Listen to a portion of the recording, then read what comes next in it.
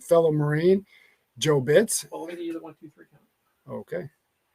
Oh, sorry, I'm going to count them. All right. 3, 2, 1. Again, this is John with Ubaldi Reports. Stop. This is for Jimmy recording. Okay. He can't have you say 1. So I'm going to do 3, 2. When I do that, that's when you put the hey. Hey, this is John with Ubaldi Reports. Okay. And Hold on. Ready? 3. hey, everybody, this is John with Ubaldi Reports, and I'm glad to have you listening to our show today. With me is my good friend and co-host, Joe Bitts, fellow Marine, retired after being injured in Iraq by stepping on something he shouldn't have. It was an IED, John. It was an IED. So good job, Joe. He's fine. He has all his limbs. Thank God for that. And so how's it going, Joe? It's great, John. Just trying to figure out our audio and stuff like that. Yeah, we're getting there. We're just trying to make sure we have good content for our listeners. But we do appreciate everybody who's chiming in. And we got a lot to talk about tonight. Two of probably the biggest issues is the border and the infrastructure is 3.5 trillion. So we'll get to the border first. Yes, but there a lot came out just today about the border. Are there people on horses whipping Haitians? No, that's not happening. I talked to a friend of Maxine Waters said they were. Well, they hype it up. What it is it's a long range. Nobody was hit. Nobody was whipped at. It was a way for doing crowd control procedures. And I talked to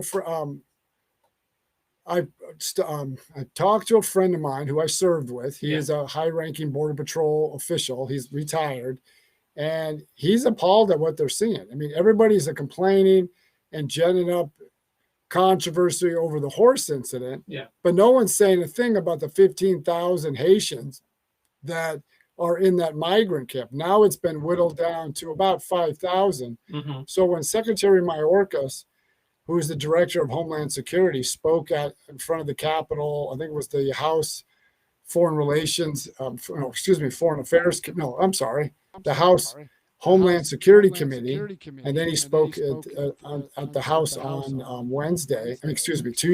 I got to get that right. Yeah. And they asked him bluntly, what are the numbers? How many have been arrested? How many have been detained? And how many you have been released? So he couldn't give an answer. Now, when I asked my friend at the Border Patrol, he said they definitely have an answer because when we get that information, we put it into the system. Now, I'm not expecting Secretary Mayorkas to do the numbers himself, but he can call his chief of staff. He can call somebody has that information. Yeah. They're probably not releasing it because it's very damning to the Biden administration. So I'm pretty sure there's a lot of people on TikTok. I guess that's kind of who we're focusing on until maybe our streams are starting to kind of reach a little bit more people. But we're always up for questions and comments. You're like the fact expert here. So I think we should want to encourage people from TikTok to kind of, hey, throw it out live and throw it out live and see what they got to say. Yeah, give us a question, and we'll try to answer it best we can. But as of right now, there's a lot of challenges on the border. A lot of the individuals first were coming from the Northern Triangle of countries, El Salvador, Guatemala, Honduras, Nicaragua. But now these Haitians are coming in from, obviously, Haiti. And just for our listener standpoint, back in July, they had an earthquake in Haiti. And Secretary Mayorkas, and this as well, he told the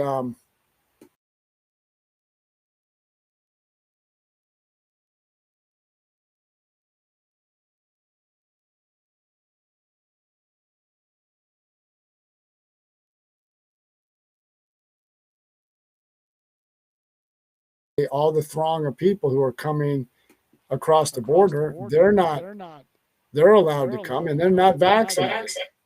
And then there was something on today I was watching the news reports that the border from from Canada to the United States is primarily closed.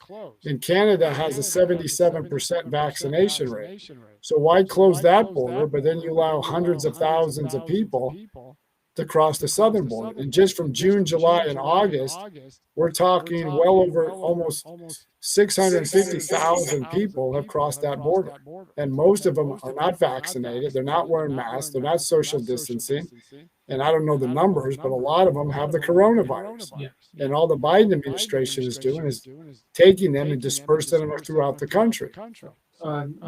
Jimmy's calling, so let's take a timeout. All right, we're going to take a break because we got to listen to our editor. Something is to make this a better better streaming part. Send it. Yeah, John's echoing, man. What do you think that's from, though? You didn't change any of the settings, right? No, I'm actually I'm working out of the board. Okay. Is it maybe does he have to mute his mic? He has to mute his microphone.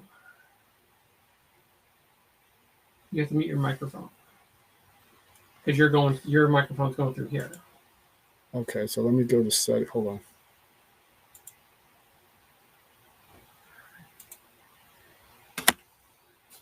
That's probably just said he has to mute his computer microphone and then it'll stop. That's the only thing I could think of.